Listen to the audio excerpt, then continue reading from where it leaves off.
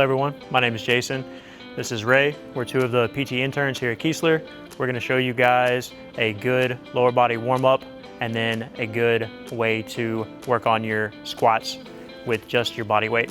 All right, so first thing we're going to start off doing is a banded warm-up for your hips. So Ray is going to take this band, he's going to put it under both of his feet and then make an X. So this is called an X walk. What you want to make sure you do when you do this is you want your toes pointed forward, and then you're just going to take a step out to the side. Yep, and then go ahead, take about 10 steps for me, Ray. So what you'll start to notice is a burn right at your hips, kind of on the outside around here, which is what you want because those are usually under activated in the squat. Keep on going for me, Ray. Yep, and then we'll go back the other way just so that you warm up both of your hips. Again, try to make sure that you keep those toes nice and straight. Your body's super smart and it will adapt to whatever weaknesses you have, so you want to make sure that you're working on it appropriately. Ready? You feel a good burn in both your glutes? All right, so you can go ahead and let that go. So usually somewhere between 1 and 3 sets of about 15 reps either side is going to give you a good burn. You don't want them to be super fatigued or tired, but just feeling a good burn in those hips. All right, take that, toss it to the side. Next thing I like to do is just a single leg squat. So Ray's gonna come up here and then just squat down, touch your heel to the ground and then come back up. Important part of this one is you wanna teach yourself to hinge back first and then squat down. Good. So this one also works on the hip, but then also works on keeping your knee in good alignment over your second toe.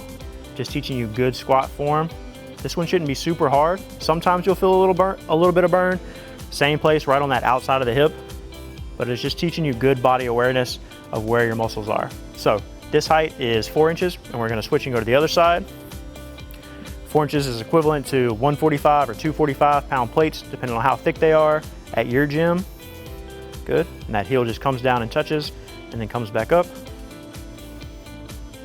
Same rep range for these.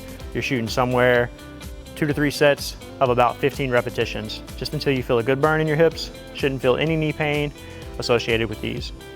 Again, we're just turning on all the muscles that we're gonna use during our squat. All right, Ray, you can go ahead and take a break. Next thing we're gonna do is work on your good squat form, getting appropriate depth. Best way to do that is most people have a little bit of heel mobility problems. So what you can do to alleviate that is take some 5-pound plates and place them on the ground, and you can just elevate your heels on those. And then you're gonna do basically a goblet squat. So Ray's gonna take this 15-pound weight, and as he goes down, he's gonna press it in front of him, go down nice and slow, and then just hold that position for about 5 seconds. Again, just loosening up all the muscles that you're gonna work when you do your squat. Good, all right. This one, just about 3 sets of a 10-second hold is all you need.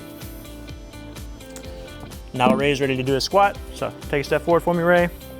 Good, all right, so if you think about a bodyweight squat, you wanna initiate it with a hinge. You don't wanna drive your knees way far over your toes, but you wanna take your hips back and then sink down almost like you're sitting in a chair. And you're gonna create this natural, nice lean and then come back up.